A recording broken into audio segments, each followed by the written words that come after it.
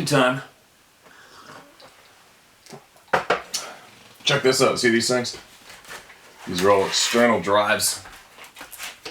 All these. I don't know how many of these I have. I have, I don't know, 20 of them. External drives.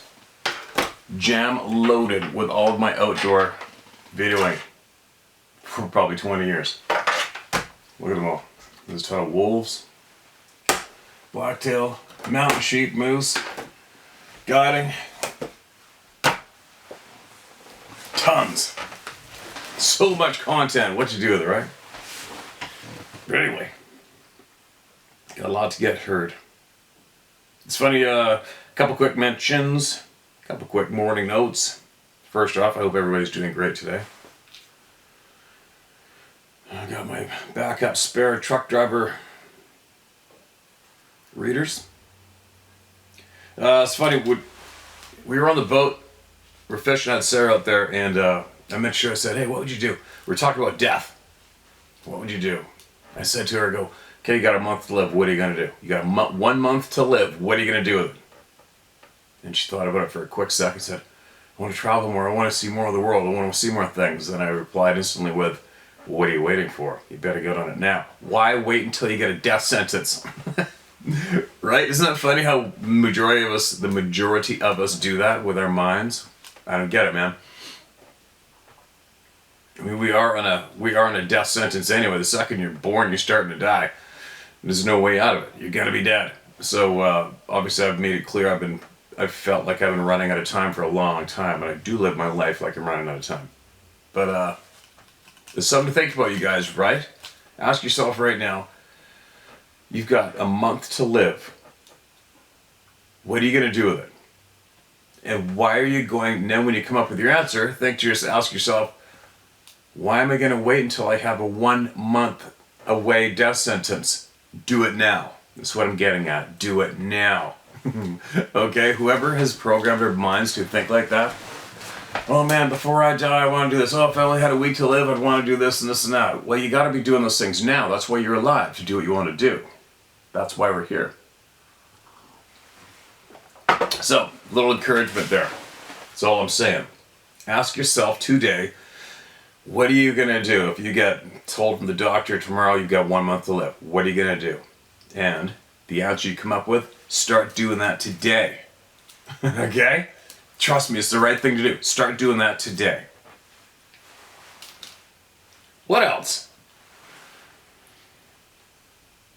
Another thing too, we were talking about some of the crap going on, and I wrote down these questions because I want to make mention of them to everybody here. And we're at the dock, talking to some friends, having a beer and shit, and talking about some of the crazy stuff going on. And a man that I know, he goes, "What would you do? What would you do if you're a leader? Like a leader of what? Like a leader of whatever. If you're president or prime minister, whatever you want to call it. What would you do? What would you do to make things better?" And I didn't have too much time to think about it, but the first thing that came to mind, which is usually correct, I thought about it, and I'm like, what would I do? I would make it absolutely illegal if you're a member of any government, any position, absolutely illegal to willingly, knowingly lie. And no way out of it. There's no way of passing the buck. Oh, I didn't know I was misinformed. No. It's illegal for you to lie, so you do the due diligence and you make sure you're not lying before you do it. And if you do lie and you're working for the government, you're in a position of being government, then you instantly go to the unemployment lineup.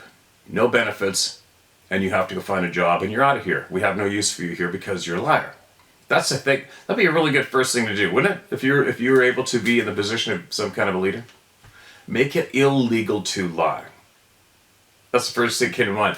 And then I started thinking about it. I'm like, what else would I do? I think the next thing I'd do would be if a vote had to be passed for our country to send our relatives overseas to another country to go to war. If you were to vote in favor of going to war to kill people, mandatory. You as well have to send a family member of yours to participate in that fight. I think I'd do that too. That would be mandatory as well. And if you didn't have a family member that could go, then you gotta go. No training? We'll train you up. It's okay, we'll put you through a training regime. You gotta go. So, if all of you are going to vote to go to another country to kill people, it better be damned important. Right? It better be important enough that you're willing to go over there and do it yourself. Or send your son or your daughter over there to do it yourself. How is that not fair? Right? Would that not be fair? But I do that for sure. It's a couple things. And I started to go down the list and it got real lengthy. And I thought I'd pass those thoughts on. That'd be great. Who would make it illegal to lie today? That'd be a funny question to answer, right? Hey, President so-and-so, we think we'll pass a new law. Makes it illegal for anybody in the Senate to lie. You done with that? Right? All right, here we go. Who do we have that needs to be heard? Who don't we have that needs to be heard? More the question. We got everybody. All right, let's go down under this morning, right off the bat. This is titled Australian Yowie. We get a lot from Australia. Hi Steve, share my name. WGAF. I am Mike from Victoria, Australia. Me and a longtime friend trout fished the Blue Range Mountains for almost 20 years. I'm not to say exactly where that brings bad luck. Once we see an elder Yowie, we are tagged and they lock onto us, so everyone be warned. The year is 2003. We decided to go a few kilometers higher where the river was a long walk through scrub from the Land Cruiser and was more a creek now with all the straight white gum trees. Going upstream with a headwind and up to knee-high water, things changed when the stones were all different colors and clean like they were always walked on. I felt spirit warnings to stop and go back, but we continued. Another 100 meters and I looked up because I heard strange woofing noise. There were two large coned rolls of gum tree bark darting straight down at us. I yelled, "Hey, move!" Pushed my mate out of the way as I sidestepped for my life. They would have been 2 to 3 foot long and pointy sharp. He argued with me, "What are you doing, man?" I said, "Look, these things almost killed us." After this, we began to smell the most putrid odor, like rotten but not dead smell. This continued until we got to an elbow in the creek with amazing pools of water covered with willow trees. There was no grass around and the dirt looked stomped down on both sides. We knew we were trespassing a tribe of Bigfoot for sure now. The plan is just to keep cool and continue out of here slowly. To the inside, or this bend, there was a strange cleared passage almost 35 feet wide and 1/8 mile long. It looked like a D11 dozer made 2 passes, but it wasn't. As I turned to look back at the 45-degree angle, I looked back again and I seen a large, hairy man with no neck jump from the left to right, like nothing, and fast, very fast. His feet were more than 10 feet off the ground, with one arm forward and one leg back. Once landed, disappeared behind the trees instantly. He was as tall and wide as a house door in the crouch jumping position. I'd say 11 foot, standing up straight. Long, dark / gray-black hair all over. Very real and not to be stuffed with. Some type of older superhuman being, caveman, I think. Unarmed, we walked out of there 10 minutes uphill to the track. My days of trout fishing was over. I haven't been the same since, and won't go camping unless in a group. The Patterson Gimlin film is real, Mike. There you go, another life changed. I don't know if I read that, Mike. Did I read that before, maybe? It sounds familiar, and maybe I was on the boat, and because I don't have the internet, and maybe I read it. It sounds familiar. I hope that doesn't make you not go in the woods anymore, period, man. Keep going out there. Obviously, that dude would have took your ass if he wanted, right?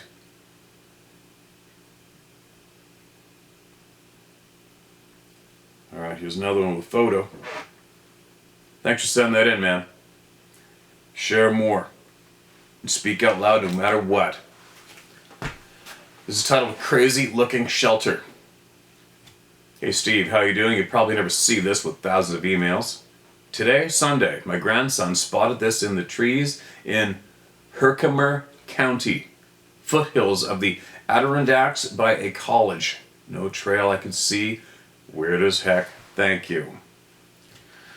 Alright, and there is some kind of a something. Shared. Maybe somebody knows something about it. You never know if it's near a college, and if there is some weird stuff going on around that college, then there's a chance some of those college students are here listening too, right? Maybe. Alright, here we go. Here's another one. Hope I remember to put that photo in the video. Sabe, the Forest People is the title of this email. Dear Steve, it's me again. Ernest Zamora from fabulous Las Vegas, Nevada. 2 years ago, you read my story about my encounter with the old Sabe man in Colorado. I'm the guy who stood in front of him with a cigarette in one hand and a double-bladed axe. Well, I'm writing you today. Mother's Day, 23. I'm writing you to say that I've developed a theory on why the Sabe are mostly blurry in digital photos. I have to give credit to Edgar and Nikola Tesla first. If I had learned about Tesla then, what Edgar reported would have made sense to me. Both are scientists that I respect. They both have stated three things that apparently the Sabe have mastered. These three things are energy, frequency, and vibration. It's my theory, only that with the degree of control of these people have over energy, frequency, and vibration that allows them to muddy digital photos with ease, unless they themselves wish to be photographed, I don't expect to see any good photos. Since you, Steve, are a photographer and videographer, you can understand this. Getting back to my point, since technology has advanced so rapidly since the 80s, you can appreciate old school photography. I mean photography from turn of the century, late 1800s, photos that require a plate film and hand-opened lens cover. Now this brings me to my encounter and a photo that I came upon in random searches on the internet. The photo that I've attached is a photo of what I believe to be a juvenile Sabe male. In size, he's a lot smaller than the old man I walked into, but their faces are pretty much the same. I know I'll probably get some flack in the comment section, but I had to share it with the Club of No Return, so here it goes. Best of luck to every member of the club. Take care, Steve. As I stated a couple of years ago, if you should ever come to Las Vegas, Nevada, I'll cook you and your party a good steak and serve cold beer. Peace. Ernest Zamora from fabulous Las Vegas, Nevada.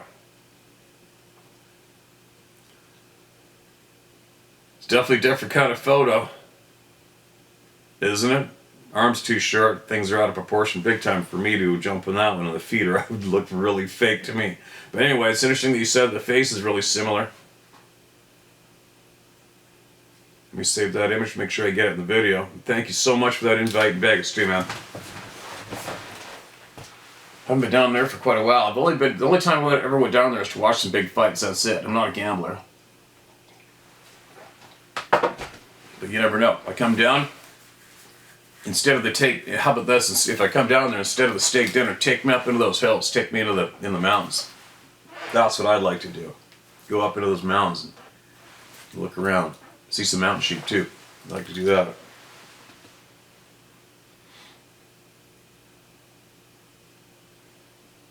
Alright, who else?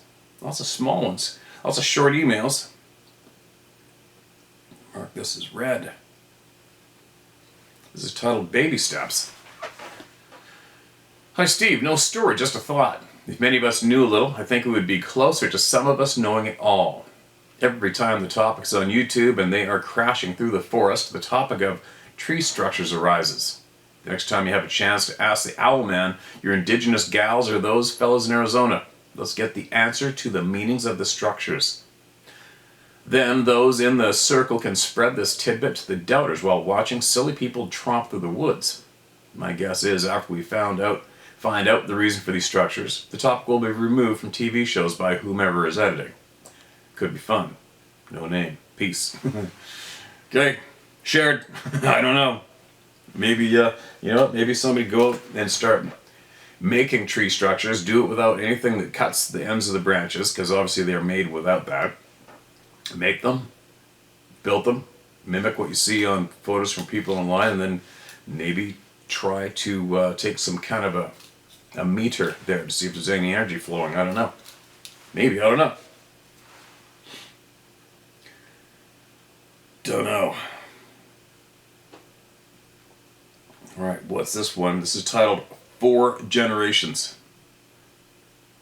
Mark this as red. Is anybody kind of freaked out about how many emails I have? Seriously. It's a good thing, but it's also alarming. And not alarming now, but it was getting a little alarming at first when you're trying to wrap your head around how many people. But I guess when something is fact, then there should be that many people, alright? It's titled 4 Generations.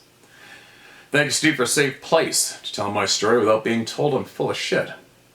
I have lived a life very similar to yours, except in the deep south of Louisiana, starting at the age of 3. I felt at home running through the swamps. Yes, we had snakes and alligators living in the yard along with everything else. I felt protected there. Although I always felt watched. When I was about 12, we moved into the suburbs. Spent every chance I got back in the swamp. I saw all of it. Uprooted trees turned upside down. Too many structures to name, including one with weaving so tight you could not see through it. I never put it together, including whoops, all the time. Then one day, at 16 years old, while stalking deer, I heard a tank coming through the woods, but no mechanical sounds, trees crashing. This is the first time I know I experienced mind speak. The voice in my head was screaming, "Run." That's when I knew I had both legs broken. Not at the same time. What? That's when I knew I had both legs broken. Not at the same time. I'd also had my foot crushed. I don't run. So I took a knee. As the got closer, I noticed a ringing in my ears. Just then the armadillo popped out. The same voice. Just then an armadillo popped out. That same voice screamed, "Shoot." I just laughed and said out loud, "You scared the shit out of me," and laughed.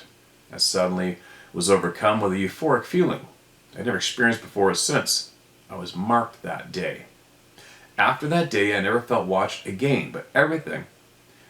I go into the woods.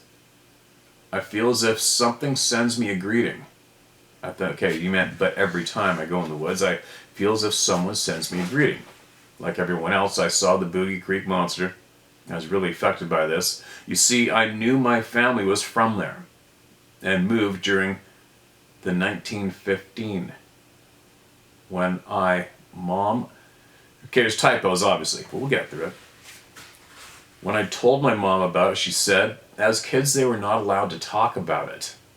When I asked my grandmother, she said, "Don't be stupid." Then at a family reunion, I asked my great-grandmother, 102 years old, and she was the happiest person I ever met. She was always smiling. When I asked her about it, she said, when she was a very young girl, something happened, that all the uncles and cousins showed loaded for bear. After a very long period of shooting, they returned. My great-grandma family moved a week later. I asked her if she ever saw one. She said no, but knows when they are around. She said she had been smelling one, on and off for about a week. When we were speaking, you might note where she currently lived had been an Indian reservation at one time. Don't be scared of mind speak. It can be funny. Last year, one must have connected with me by accident. I could tell it was an older female. Once again, I knew it was mind speak. When the thought went through my mind in panic, why am I driving? I don't even know how to drive. Then it was gone. Steve, I'm 60. I've had my CDL since I was 18. I couldn't operate anything. Love your show. Brother, good job. Much love to you and Sarah and all the furry babies. All right, man. Much love back to you, too. Thank you so much for sending that in. That's interesting to hear from great-grandma. That perks me. I love hearing from our elder members of our communities. There you go, the mind speak thing. Who knows, I might be in for a blast of it coming fairly soon. You never know. Am I into it for sure? Not really. If it happens, I'll deal with it. and I'll share everything I've experienced with you guys. Now listen to this. This is titled Yosemite National Park Orb Floating, Different Colors and Sizes. Hi there, Steve. This is Brittany Marie from Alaska. Over the past, while my personal opinions and thoughts are taking changes, connecting that there is different vibrations / dimensions possibly within us, a frequency we hold, as do these beings. With these beings / forest people, I've come to know the orbs, portals, seeing, feeling, energy changes, opens up, whole other humbling respect of what I do not know yet. 2 weeks ago, as random and by chance, this one I just happened to have my phone. I was on call with my husband at the time. I've had a handful of encounters, dreams, and more with these beings I've shared. 2 weeks ago was just something else, another level. You mentioned the orb-like octopus in a video the other day, and I got chills. This is what we saw 2 weeks ago while I was in Yosemite National Park. My sister is wildland firefighter and was being transferred to Hot Shots crew up in Oregon. So I went to help her pack, say goodbye to her crew of 3 years, and make the trip up to Oregon. Back setting. They live in government housing in the park that nestles on the side of the mountain. There's nothing but mountains, rivers, and the tallest slabs of granite in the world there. She lives in the end apartment, and past it is large boulders. Small waterfall that flows into a river with nothing but mountains that surround them. In fact, there is no cell service unless you have Wi-Fi in the apartment. I got a call from my husband, and since we had a few people over, I stepped outside the door to talk. As soon as we started talking, I saw a light come in and out of focus, light blue to almost vibrant blue. Just as I'm telling him this, it changes colors to a goldish, orange, and red. I was speechless. While trying to talk to my husband, I couldn't get my words out right because I was just focusing and couldn't believe how close this was to me and what I was seeing. In fact, I felt almost nervous when it started changing colors. As soon as that feeling happened, it disappeared. That's when I realized it was no reflection. This was something else. It was almost like it was showing off how big it could get and change colors and brightness. It was intelligent. It would get bigger and smaller while moving back and forth. I ended up sending 2 pictures to my husband, which wouldn't go through due to slow service, and was so engulfed with what I was seeing, I ended up hanging up with him. As soon as I hung up, I got this feeling like he was a friend who you hadn't seen in a while and was excited and saying hello. Why I had this thought, I don't know. I actually asked my mind, can I video you? And it got brighter. So I'm sending you the videos, and then also reference pics / videos from the next day in daylight so you can see what and where this orb was. I will say this. When it got the biggest and had the most vibrant color, it looked as bright as the stars. What's more in my mind is this is what I've seen back home here in Alaska and also in Utah, going in and out of the mountain. It's also the type of orb I saw before my first sighting, and mine speak was with Sasquatch. So I don't have the answer. Maybe someone else can add, but what is the connecting dot, and why now? I also wanted to say, when this was happening, I couldn't help but feel cautious, but I also noticed that maybe it was mimicking what I felt, because it would go in and out, or like it was a peekabooing around a tree. All I can say is, this was incredibly close. There have been other strange things happen over the 4 days there, but it would take a novel to write it all. Your friend from Alaska, Brittany Marie. I'll attach the videos below. This took place April 1st and again April 2nd. I have to add the other video, another email, because of the file being too big. Feel free to do with it what you need. The second night, my sister and I just came back from grabbing food, and something in my mind said hello again. I told her, look, it's back. We watched for a good 15 seconds, and it started. It looked like to float away, then it came back brighter. She wanted to go inside after that. She couldn't believe what we were seeing, and had never seen anything like this in the 3 years she was there. All through her, and although her and her crew have their own Sasquatch story that took place on a 400-acre fire they were working on last summer. I'll see if she can write in about it. It's pretty well known among the wildland firefighters and crew up there in Yosemite. Interesting. Well, it's all interesting. Second video of the orbs. Okay, here's the longer video. Okay, you sent these to me, so I'm going to have to go through into my email inbox and get all the attachments because they're not in my notes. I'll do it here and I'll add it into the video. So, I will get that done. So I haven't seen, I think when I saved this, there wasn't too much internet service because even the photo was only half saved, so I'm going to have to do it on here after I read it, okay guys? So Yosemite. Lots has gone on Yosemite, right? Yosemite.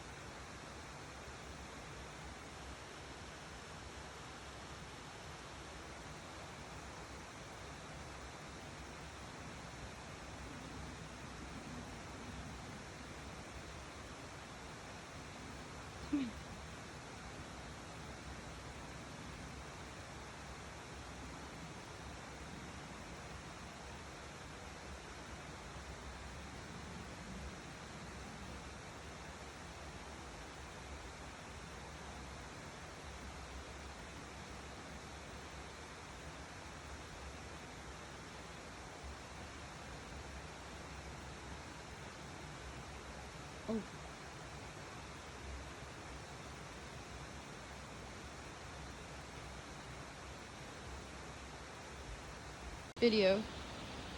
What do. There's the drop. There's nothing.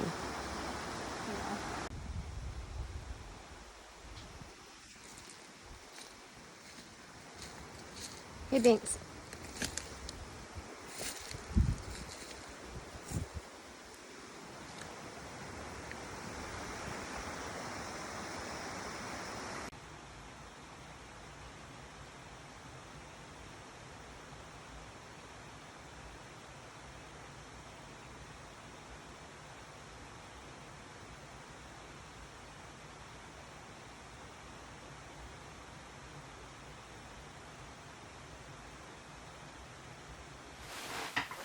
If you can, Brittany, make sure you, if you can, forward this video to your sister and her fire crew, and maybe encourage them to share with us what they know firsthand, what they've seen. All right?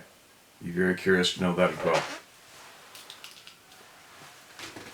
Thanks for sending that in. Now, there's another one titled Benny's Indiana Bigfoot Sighting. Steve, thanks for the foreman safe harbor for Norris to post the stories. My story comes to me from a former co-worker who we shall call Benny, not his real name.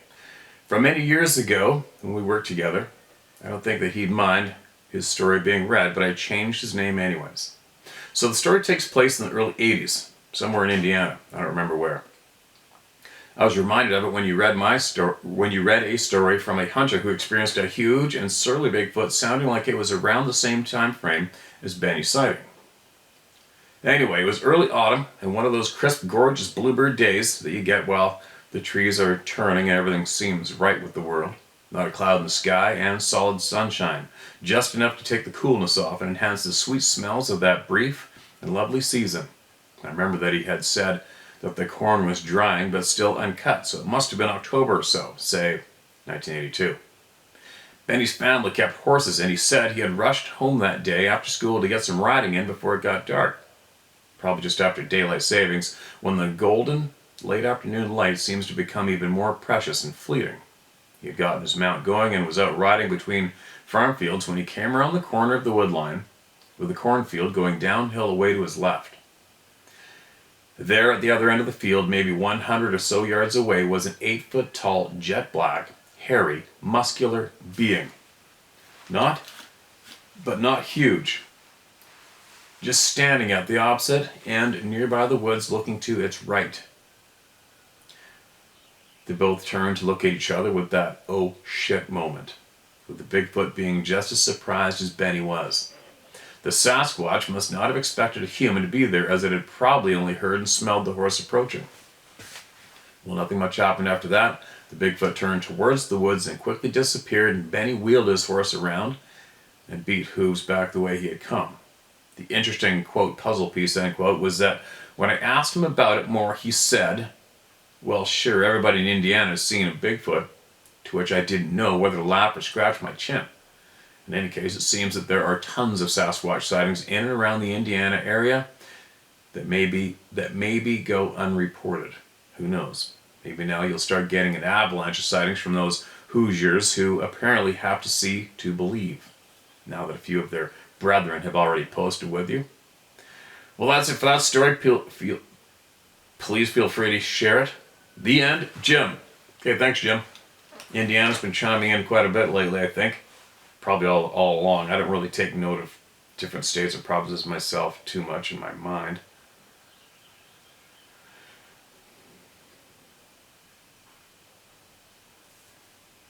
Alright, what's this one?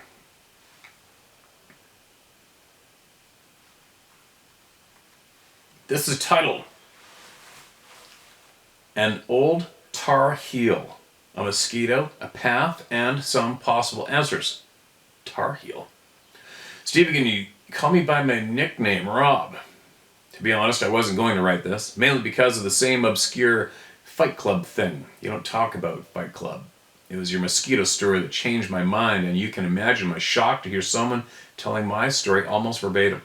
The part where you said you never felt as if you were about to die was especially on point. Okay, so this man's referring to when I got bit by the mosquito and nearly died in Asia. I was probably a bit worse off than you, if you can believe that. I was given less than a few hours. Oh, no shit. I'd already hemorrhaged internally and never really fully recovered. That sucks. An experience I would not recommend to anyone. Our shared experience felt like an omen to me that I should at least say something concerning what I've learned. Right on. I've listened to most of the stories sent to you, but may have missed more than a few.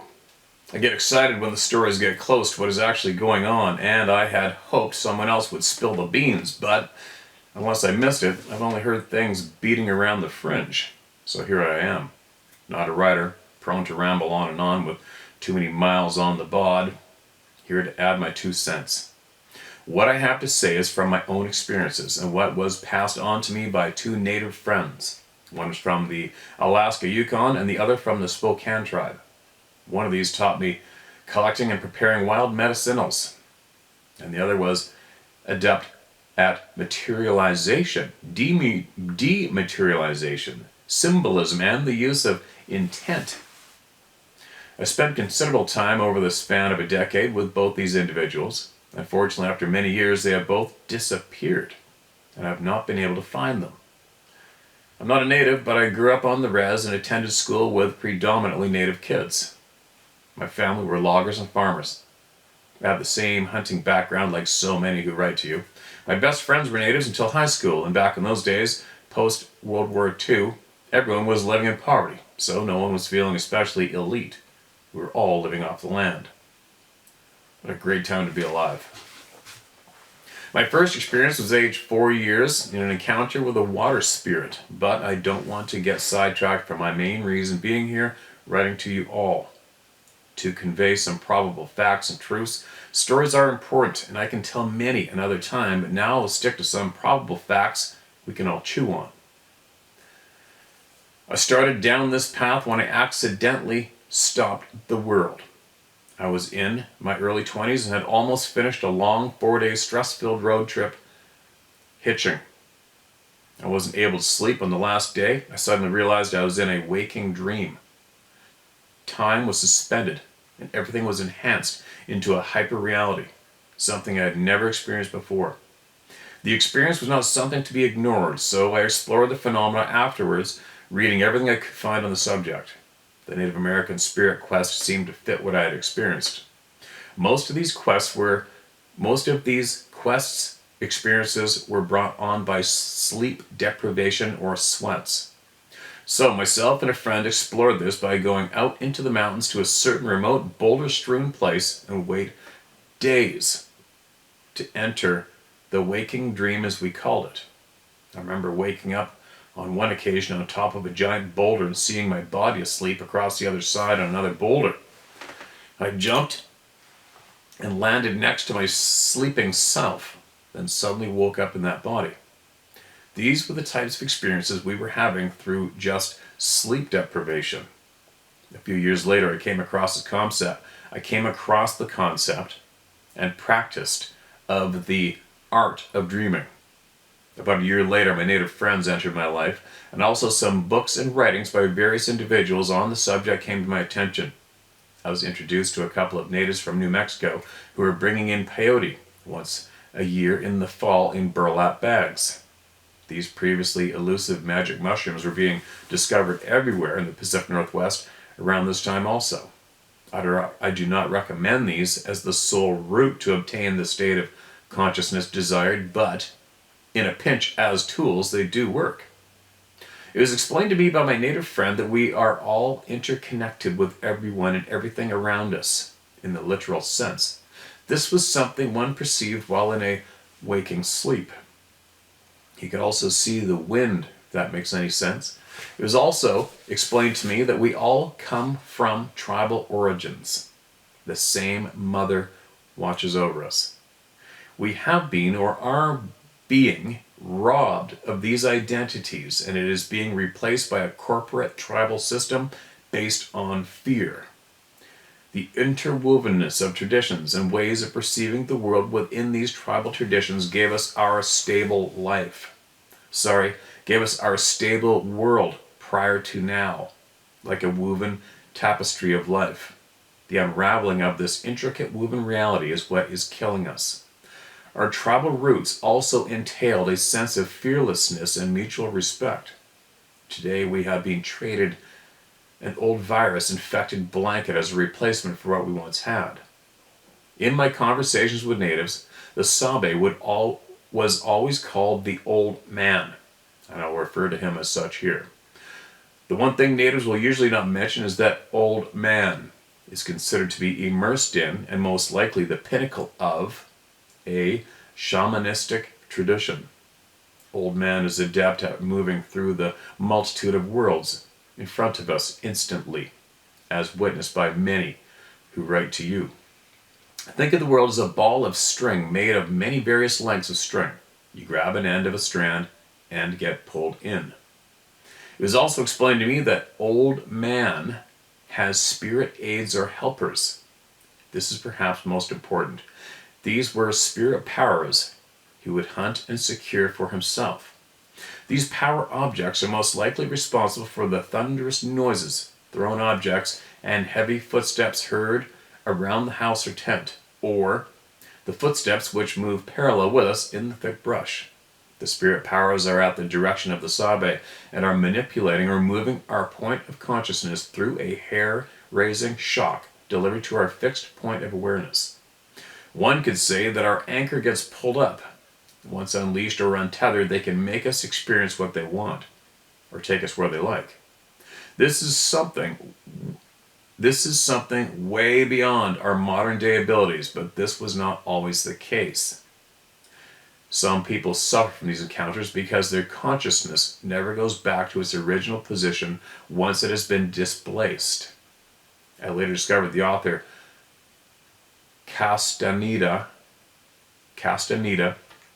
who wrote extensively on this when under the instruction of an old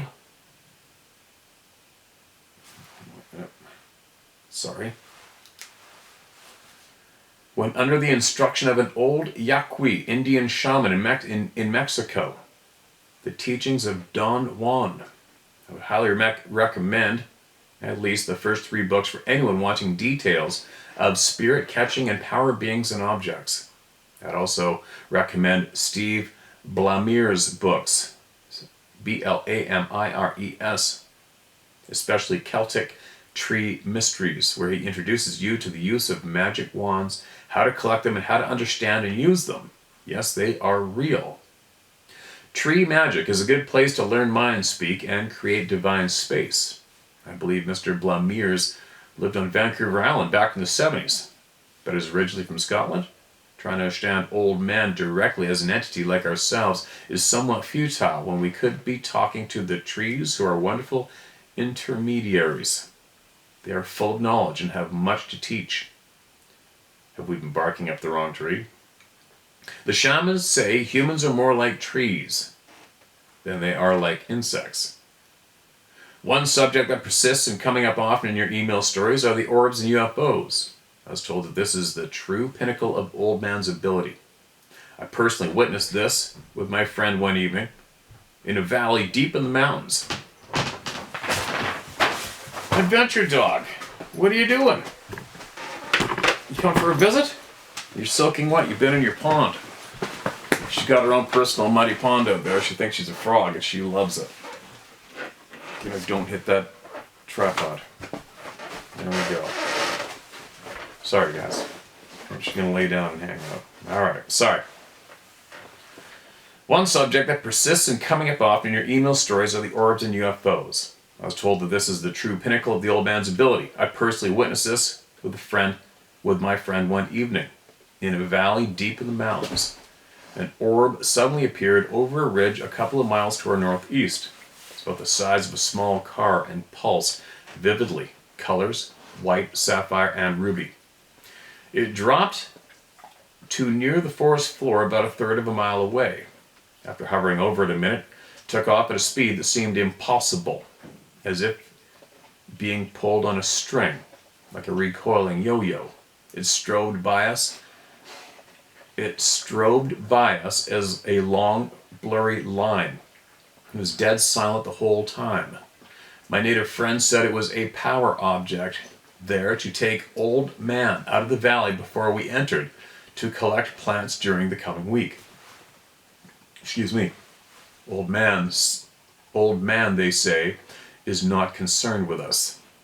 Our own self-importance is concocted. They are not concerned with our doings. To them, we are transient. I know that it seems vague, and I'm sure there are exceptions, but on the whole, I would accept it as face value. We think we are important. We are not. Perhaps at one time we were more on a par. Now we seem to have succumbed to being ruled by beings descended from the line of Cain and fears their power. For more on this, I would suggest the book on Glamoury, which explains the ancient magic of beauty as a weapon of deception. We are beautiful but lethal. The book on Glamoury, Glamoury. On the subject of mind speak, I can say we experienced it both from sleep deprivation and from peyote and mushrooms. I do not consider it as that big a thing, really. Once you have left yourself, ego, behind, it just slips in through the cracks and takes over. We always thought it was kind of funny. I was told that Earth is the... Hey! Background noise. It's a maker. Stop it. I was told that Earth is the vortice containing many other worlds. What we call vortices are more properly places of power. Places of power are where one would find spirit helpers or a path to another world. The key elements are often water, lakes, rivers, springs, ponds, and swamps, etc. Fog or smoke is another example. We would naturally stay away from swampy lakes in the mountains. The thing that impressed me was that most of my experiences happened before I was told or had read anything to influence my interpretation of them. The material and substances only served as stepping stones, confirming what I had already experienced. Old man may be our best example of a true sovereign man if one were to exist. free, and invincible.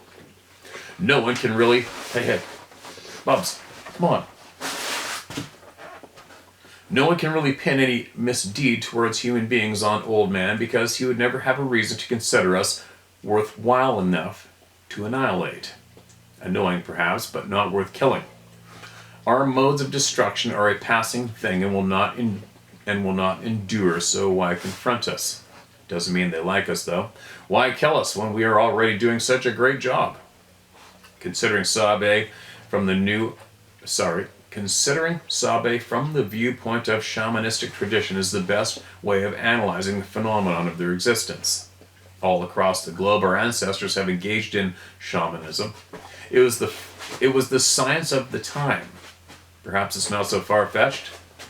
At this crossroad, humanity seems to be abandoning science anyway, so taking a new look might be worthwhile.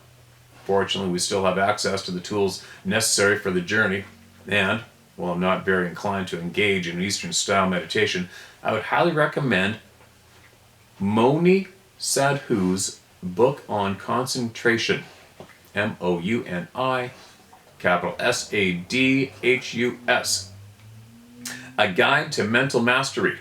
I found his approach very appetizing and rewarding. My native friend was an excellent example of the power of focus and the power of intent, which are both in the realm of magical practice. North American native shamanic practice is well documented. Black Elk was warned of danger by taking thunderhead clouds. Crazy Horse was instructed by the voice of the spirit to make a falcon headdress for battle against the U.S. cavalry. He was told no bullet would harm him with that on his head. Scrying, the blood of game animals just killed, was quite common too. Scrying, Scrying, in the blood of game animals just killed was quite common too. We are out there running around whacking trees and leaving food or hidden cameras for Old Man, instead of engaging in things that would truly bring us to the answers and the knowledge, and also back to a position of respect for our common mother. Perhaps even to a new beginning. And Steve, Daniel Craig must be your stand-in. You are 007. Thanks for listening to me, Rob.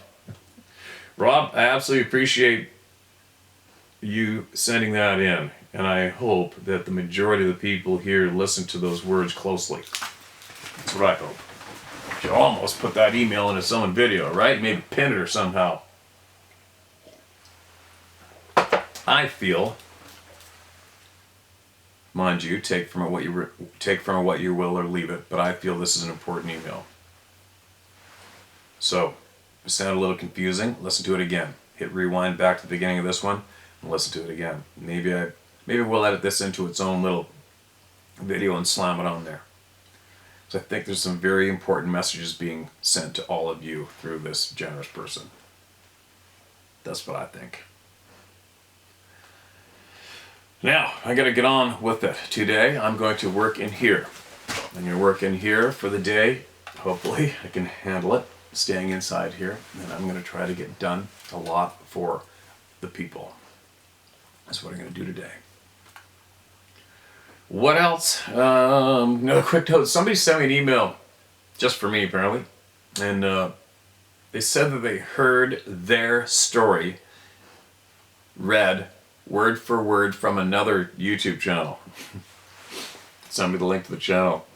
So I guess that's what, I'm not familiar with any of that, but I guess that's what people must be doing, right? I guess if they need content to do whatever their online goals are, I guess they're going to go to other places and steal it, I guess, or borrow it, whatever you want to call it.